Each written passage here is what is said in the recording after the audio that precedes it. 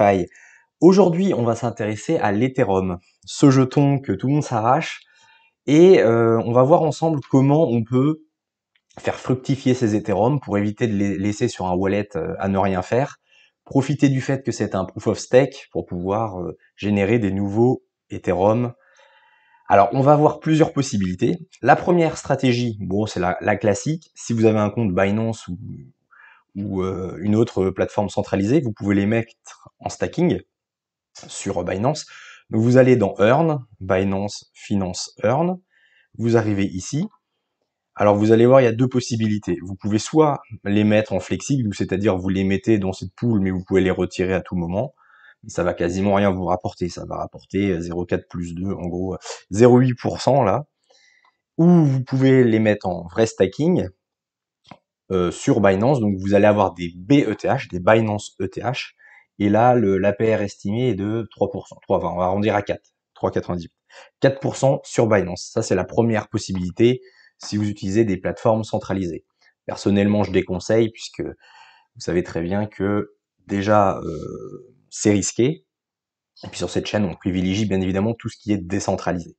Donc, c'est une possibilité, mais évidemment, c'est pas la privilégiée. En plus, le rendement est quand même pas terrible.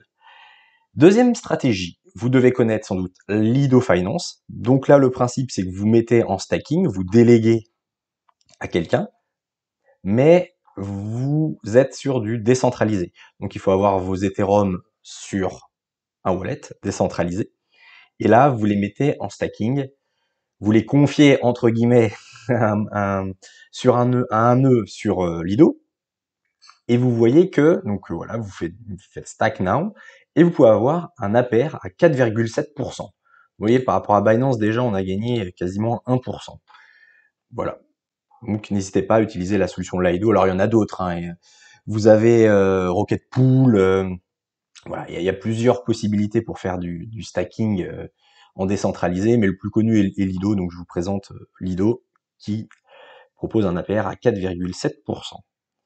En un peu plus avancé, si vous voulez faire des boucles, mais sans vous prendre la tête, vous pouvez aller sur InstaDapLight et vous pouvez déléguer vos Ethereum, vous voyez, Start Earning. Donc eux, ils vont faire des boucles, donc c'est-à-dire acheter du SETH, donc du Lido stacké. Ils vont faire un emprunt, ils vont emprunter des stablecoins qui vont swapper en SETH, ils vont le remettre, etc. Ils vont faire des boucles. Ce qui fait qu'ils arrivent sur un APR à 9,45. Donc voilà, on a quasiment doublé le rendement par rapport à Lido. Par contre, c'est un peu plus risqué puisque c'est des boucles. Donc si le TH varie, le prix de l'ETH varie, vous pouvez potentiellement être liquidé. Donc attention, stratégie risquée, mais par contre qui rapporte plus. Autre chose, vous êtes sur Ethereum, sur la blockchain Ethereum. Donc les frais de gaz sont un petit peu élevés. Donc ne pas faire pour des tout petits montants. Il faut quand même avoir des montants un petit peu plus importants. Pour ceux qui préfèrent les pools de liquidité, sans impermanent loss, bon, l'impermanent loss, je vais pas en parler là, parce qu'il faudrait une vidéo entière pour vous expliquer, mais sachant que là, c'est une pool avec du STETH et de l'ETH, eh bien, il n'y aura pas d'impermanent loss. Vous avez une nouvelle pool qui vient de sortir sur Uniswap, sur la blockchain Arbitrum, qui paye à 21,73%. Donc c'est très intéressant. Pourquoi cette API? C'est parce que elle est sortie, vous voyez, elle a un jour d'ancienneté. Donc le rendement risque de baisser. Mais bon, vous pouvez peut-être bénéficier de pendant quelques jours, quelques semaines de cette API. Donc si vous avez de l'ETH à faire travailler, vous avez cette pool sur Uniswap qui paye pour l'instant à 21,73. Il faudra juste que vous swappez la moitié de vos ETH en STETH. Et puis ensuite, vous mettez en liquidité sur cette pool d'Uniswap. Et on va aller un petit peu plus loin.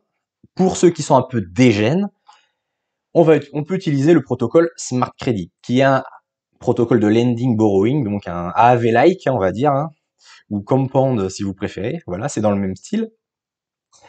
Après, disclaimer, là on est sur du dégène, c'est un protocole qui a 1 an d'ancienneté, donc qui est moins sûr que AAV. C'est récent. Les volumes, vous voyez, la TVL, si je mets en monthly, on est sur des volumes assez faibles. Donc, vous voyez, on est bon, c'est croissant, mais là, à l'instant T, on est dans les 800 000 $. Donc, c'est un petit protocole. Donc, attention, encore une fois. Les rendements que vous allez avoir sur cette plateforme, alors vont être faibles, enfin vont être très forts, mais attention parce que c'est en smart, donc c'est la crypto-monnaie du protocole. Donc tous vos rendements, faudra les swapper parce que si vous gardez des smart, c'est pas impossible que le prix du token diminue. Donc disclaimer, quand vous avez vos smart, moi je vous conseille fortement de les swapper en USDC ou en Ethereum, enfin ce que vous voulez, pour ne pas subir la volatilité du prix du smart crédit. Voilà, donc c'est un protocole qui va faire des gros rendements, mais par contre, une petite partie de son capital. Faites pas all-in là-dessus, parce que vous allez voir, c'est des gros rendements, mais ne faites pas all-in, bien évidemment. Attention, faites attention à ce que vous faites. Voilà, je pense que j'ai fait assez de disclaimer. Voilà cette stratégie. Donc, smartcredit.io, voilà, donc qui est comme AAV. Vous pouvez, dans cette stratégie, déposer vos ETH. Alors là, ce qui est hyper intéressant, c'est que c'est pas tellement le rendement des ETH qui sont 0,23%, quasiment nul. Enfin, je vais même pas les prendre en compte. Par contre, vous avez voilà les rendements en smart. Voilà, c'est des incentives pour que vous utilisez le protocole. Comme il y a des faibles volumes sur le protocole, il y a des énormes incentives. Vous voyez par exemple que pour déposer de l'ETH, vous allez être payé à 22% en reward de prêt. Donc c'est quand même hyper intéressant. Donc l'idée c'est de déposer ces ETH, d'emprunter de l'USDC. Vous voyez que l'USDC, voilà, quand vous empruntez de l'USDC, vous allez avoir 25% d'incentive en smart toujours, et alors ils mettent max, pour le borrower, max, alors attendez, on va faire la simulation, plutôt. Vous voyez, je vais vous donner un exemple, si vous mettez 1000 $ pendant 30 jours, si vous voulez emprunter ça, vous avez un taux d'intérêt à 2,65. Donc, pour 1000 € empruntés, vous devrez repayer 1026 €. Donc, 2,6. Voilà. Donc, l'idée, c'est d'emprunter, enfin, voilà, à déposer, je vais y arriver. Vous déposez vos ETH, vous avez une capacité d'emprunt. Avec vos ETH, vous pouvez emprunter maximum 0,85, enfin, 85% de votre dépôt. Pour être large, parce que 85%, vous allez être très proche du price. Donc, on va prendre un peu de marge, on va dire que vous empruntez 70% d'USDC par rapport à votre collatéral en ETH.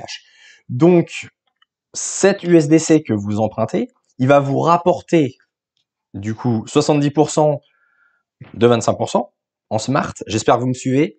C'est pas facile à expliquer. Et ensuite,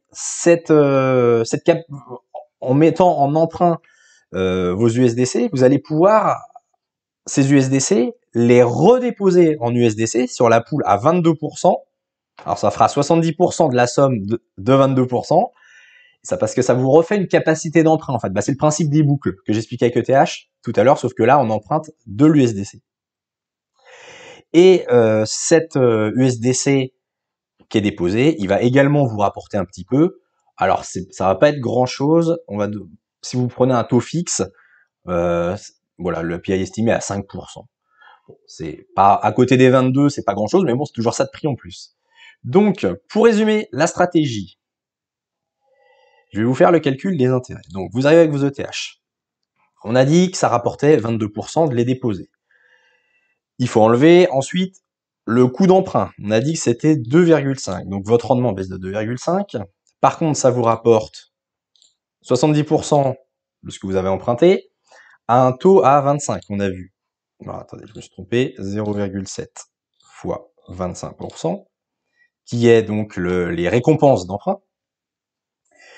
Ensuite, il faut additionner le fait que vous redéposez 70% de la somme, vos fameux USDC que vous avez empruntés, donc 0,70 à 22%.